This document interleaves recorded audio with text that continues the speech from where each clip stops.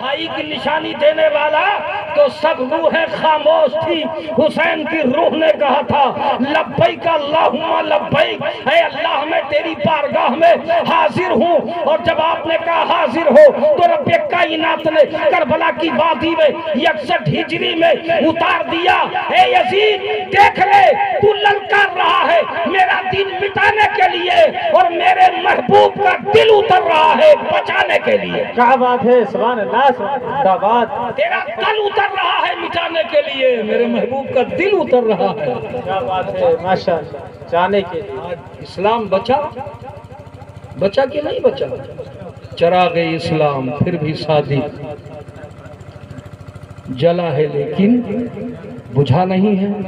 یا ایھا الذین آمنوا استعینوا بالصبر والصلاۃ. میرے ایمان کی ابتدا نماز سے،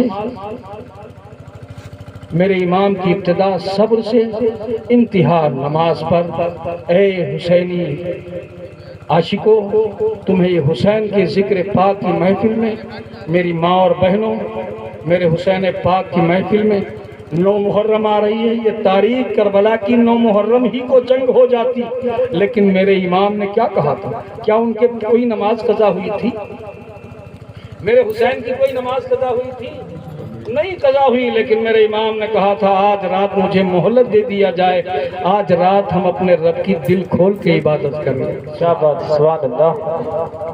کیسی عبادت ہے میرے امام کی، کیسی عبادت ہے ام لیلا کی، کیسی عبادت ہے شہر بانو کی، کیسی عبادت ہے سیدہ زینب کی، کیسی عبادت ہے حضرت سکینہ کی، کیسی عبادت ہے ام رباب کی.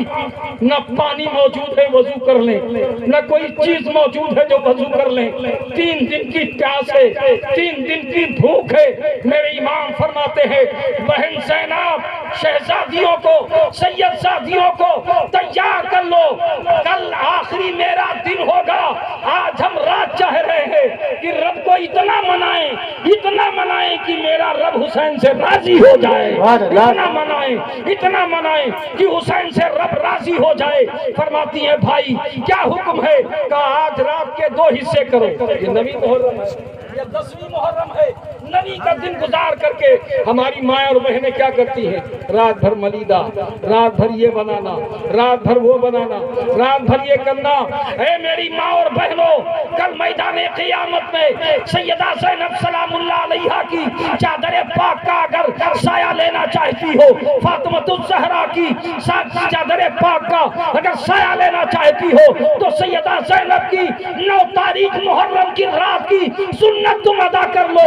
جب قیامت میں جاؤ گے پردہ داری بھی رہے گی اور تمہاری نجات کا ذریعہ بھی بنتا ہے. سبحان اللہ. پردہ داری بھی رہے گی اور نجات کا ذریعہ بھی بنتا چلا جائے گا. میرے امام فرماتے ہیں اس رات کے آپ 2 حصے کرو. آدھی رات تک قرآن مجید کی تلاوت کرو. کیا بات ہے، سبحان اللہ. آپ لوگ جی، آدھی رات تک قرآن مجید کی تلاوت کرو اور آدھی رات تک نفلیں پڑھو. کیا بات، نوافل پڑھو. آدھی رات تک قرآن پڑھو. کیوں کہا تھا؟ میرے آقا نے فرمایا تھا حجت الوداع کے موقع پر، اے میرے صحابہ ہم تمہارے اندر 2 چیزیں چھوڑے جا رہے ہیں. ایک اپنی اہل بیت چھوڑے جا رہے ہیں اور ایک قرآن مجید چھوڑے جا رہے ہیں. نہ قرآن اہل بیت سے جدا ہوگا، نہ اہل بیت کبھی قرآن سے جدا ہوں گے. کل میدان قیامت میں میری اہل بیت قرآن کے ساتھ میں ہم سے ملاقات کرتے نظر آئیں گے.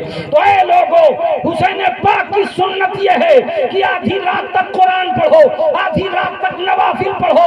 اگر یہ سنت تم نے ادا کر لی اور مصطفیٰ جان رحمت نے قیامت میں دیکھ لیا میرے نواسے کی سنت ادا کر کے جو آیا ہے سیدھے جنت ہی میں چلا جائے گا. کیا بات ہے، سبحان اللہ. زندہ باد، زندہ باد، ماشاء اللہ. سیدھے وہ جنت میں چلا جائے گا. سنیوں نماز میں بڑے کمزور ہوتے ہیں، یہ سچی بات ہے.